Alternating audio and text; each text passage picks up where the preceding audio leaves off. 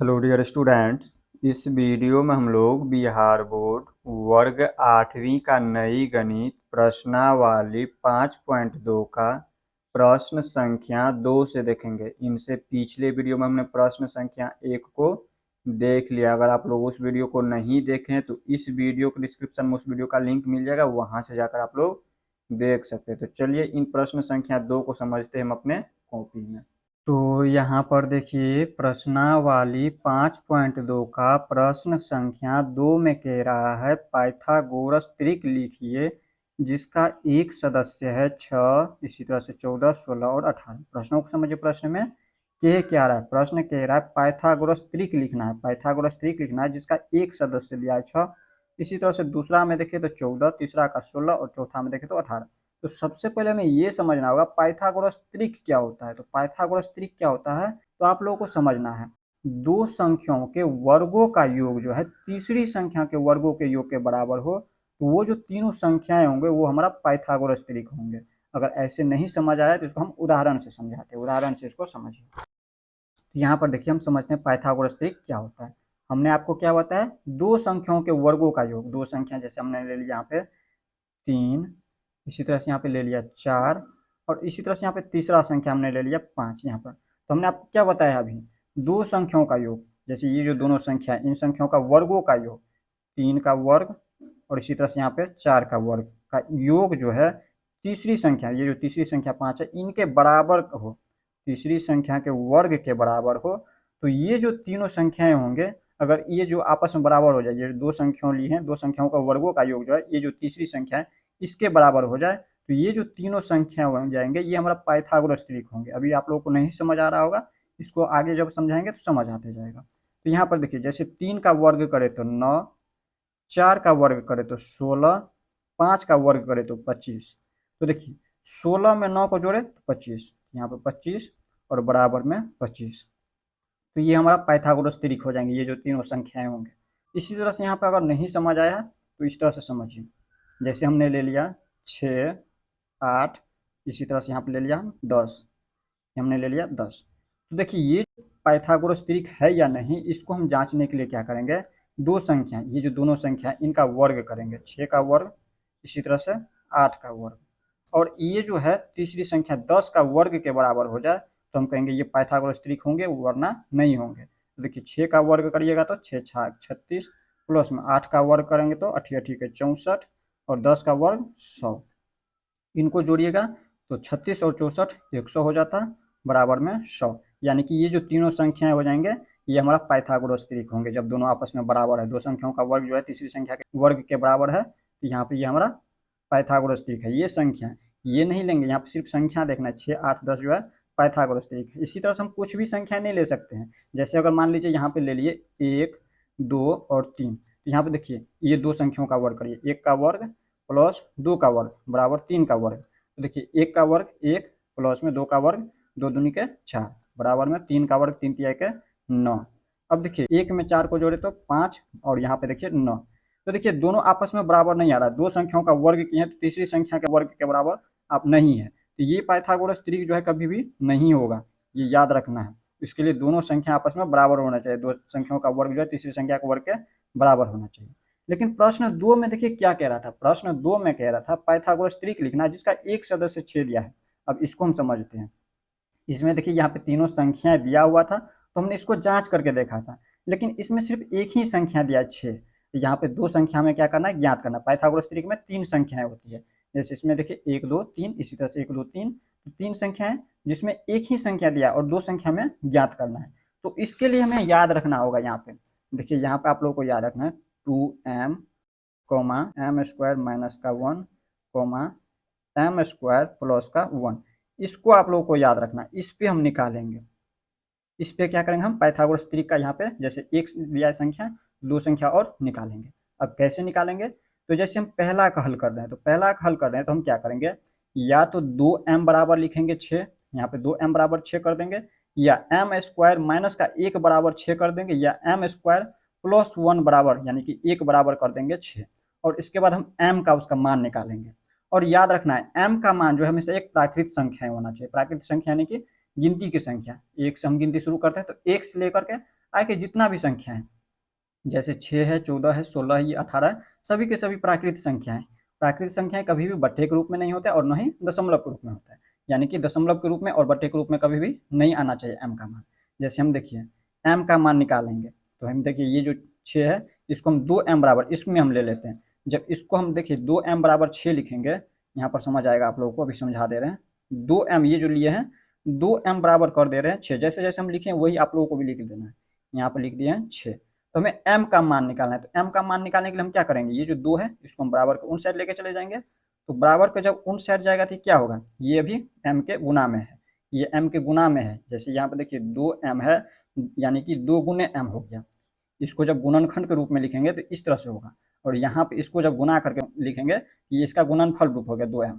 तो m हमें निकालना है तो हम क्या करेंगे, ये गुना में है तो बराबर के उन साइड जाता है तो क्या होता है, भाग में चले जाता है। तो 6 के भाग में यानी कि बट्टे में हो जाएंगे 2।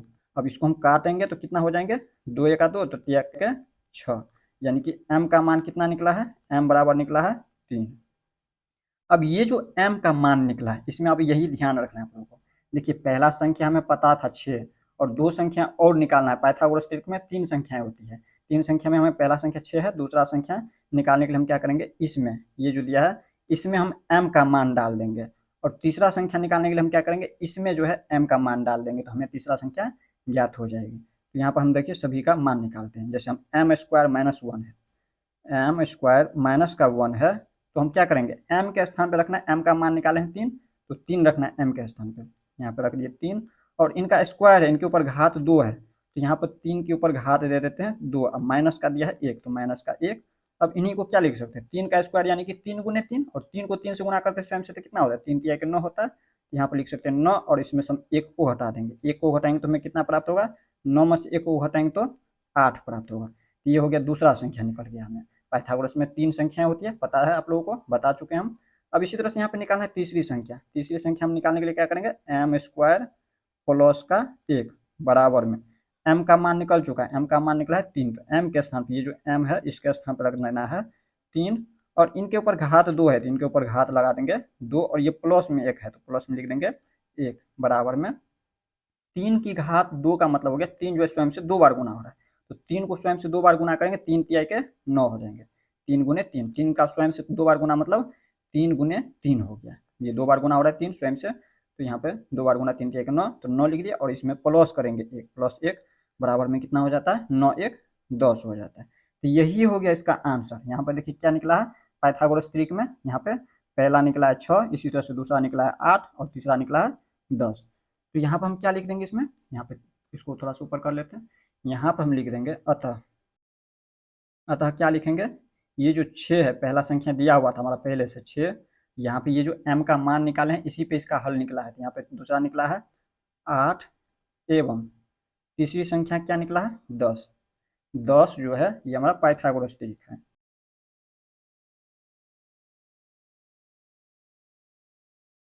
इस तरह से आप लोगों को लिख देना है। पहला में नहीं समझ आया होगा तो दूसरा जब समझाएंगे तो उसमें आप लोगों को आसानी से समझ आ जाएगा। इसी तरह से हम दूसरा नंबर को हल करते हैं। दूसरा दिया हुआ यहाँ पे 14, तो 14 यहाँ पर देखिए हम क्या करेंगे, या तो 2m बराबर लिख देंगे 14, यहाँ पर किसी एक में से, यहाँ पे जैसे अगर हम 2m बराबर 14 निकालते लिखते हैं तो हमें पता है 2m बराबर 14 तो यानी कि m बराबर 7 निकलेंगे मान, या अगर आप चाहे तो m स्क्वायर माइनस 1 में भी इसका मान रख करके देखेंगे, लेकिन याद रखना है वो हमेशा दशमलव में या फिर कह सकते हैं बट्टे में नहीं आना चाहिए, वो हमेशा क्या होना चाहिए, प्राकृत संख्या के रूप में आना चाहिए। जैसे हम इसको जांच करके देख लेते हैं, जैसे दूसरा नंबर को जो हल कर रहे हैं ये दिया हुआ है 14, ऐसे समझा करके आप लोगों को दिखाते हैं।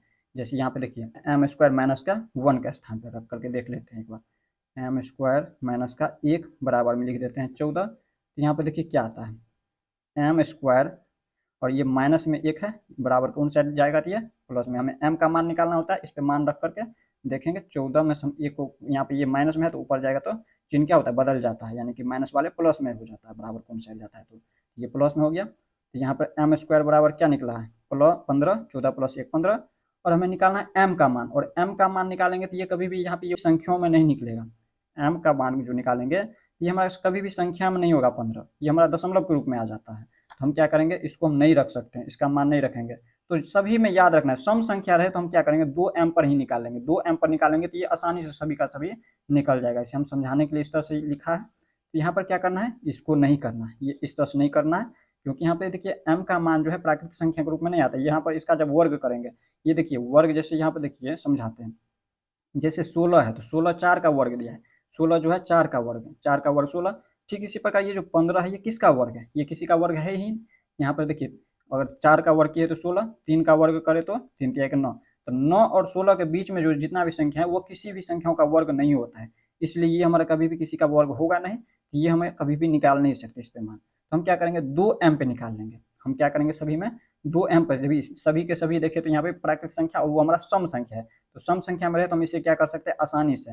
अगर यही विषम संख्या होता तो 2m पर नहीं निकाल सकते थे, तब हम इसी में से किसी एक को लेना पड़ता, या तो हम m² - 1 पे निकालते या m² + 1 पे निकालते उसको।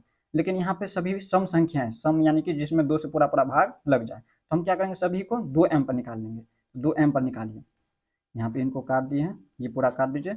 यहाँ पर हम लिखते हैं 2m, 2m बराबर क्या लिखेंगे हम 14, ये जो संख्या दूसरा में है 14, तो 14 लिखेंगे। तो हमें m का मान निकालना होता है सबसे पहले, तो यहाँ पे m का मान कितना हो जाएंगे, 2 बराबर कौन से हट जाएगा तो ये भाग में चले आएगा, तो यहाँ पे काटेंगे 2 सत्ते के 14, यानी कि m बराबर निकला है 7। तो m का मान निकल चुका है, तो हम क्या करेंगे पहले हम m² - 1 में मान देंगे, रखेंगे m का मान, और इसके बाद हम m² + 1 में हम m का मान रखेंगे। तो मान रखते जाइए, जो पहला हम क्या करते हैं m²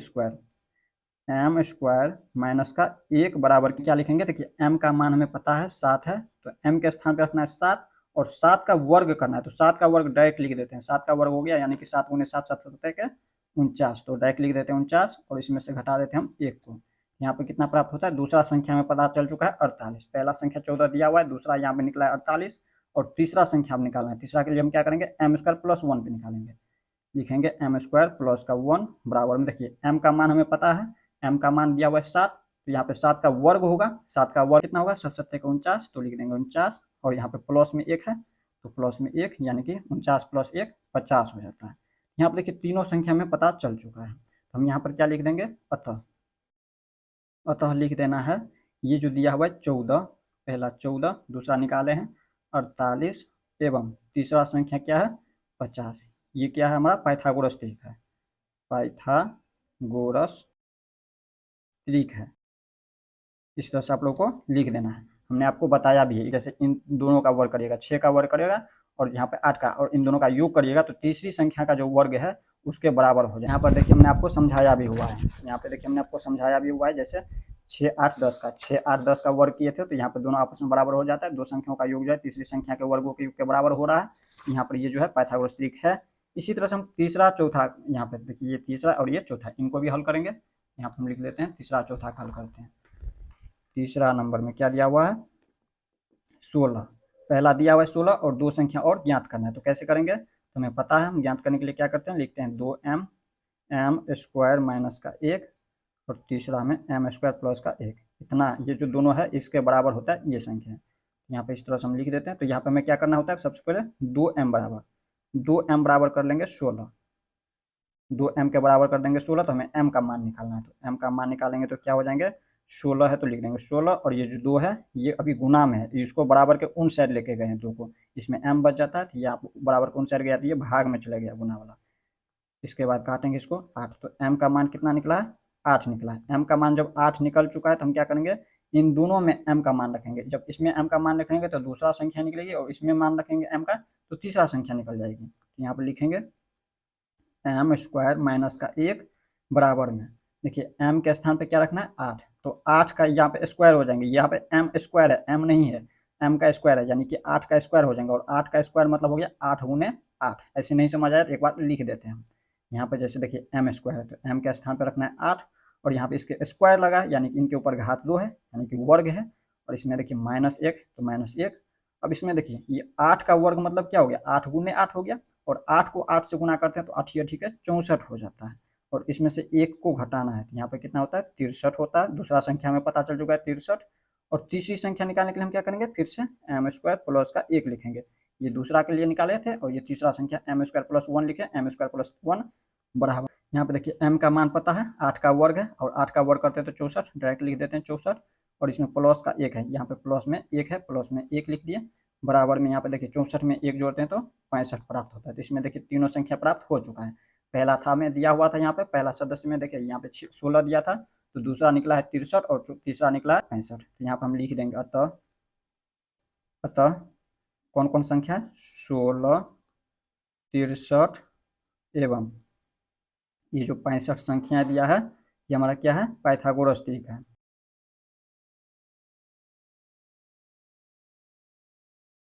इस तरह से लिख देना है। अब इसमें क्या करना है, इसी तरह से 4 नंबर में प्रश्न संख्या 2 का 4 में दिया हुआ है 18, इसको भी इसी तरह से लिखेंगे। यहाँ पर हम क्या करेंगे, डायरेक्ट यहाँ पर लिखते चले जाते हैं।